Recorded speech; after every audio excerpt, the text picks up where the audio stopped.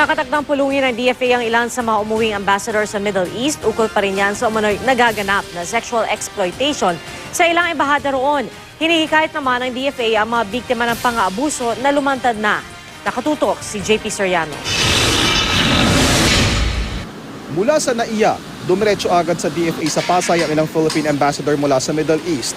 Dala-dala pa nga nila ang kanilang mga maleta. Huwebes kasi ng utusan ni DFA Secretary Albert De Rosario ang lahat ng Philippine ambassador sa Middle East na umuwi.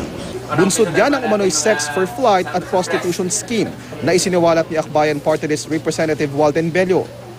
Gusto natin na malaman doon sa mga ambassador sa Middle East kung itong sex for flight scheme ay nangyayari doon sa kanilang mga area of jurisdiction.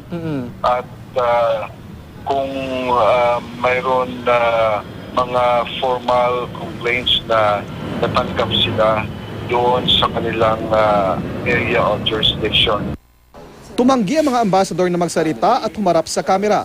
Pero ayon sa ilan sa kanila, wala raw silang natanggap na reklamong konektado sa sex for flight scheme. Nakausap na raw kahapon ni Del Rosario ang 4 na OFWs na umano'y biktima ng sex for flight at prostitution scheme. Ikinuwento raw ng 4 ang kanilang mga naranasang pambabastos mula sa ilang opisyal sa Bahay Kalinga sa Saudi Arabia. Ang Bahay Kalinga, ang pansamantalang tinutuluyan ng mga Pilipino roon na nais makauwi sa bansa.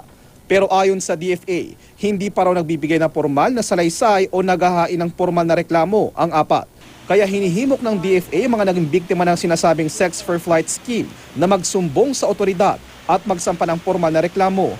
Ang Labor Department na siyang nakakasakop sa mga labor attaché na inireklamo ng ilang OFW, iniimbestigahan na rin daw ang issue. JP Soriano, nakatutok, 24 oras. Tiniyak naman ng Malacanang na mabibigyan agad ng hustisya kung totoong may biktima ng sex for flight pero hindi raw sila magbibigay ng deadline sa investigasyon.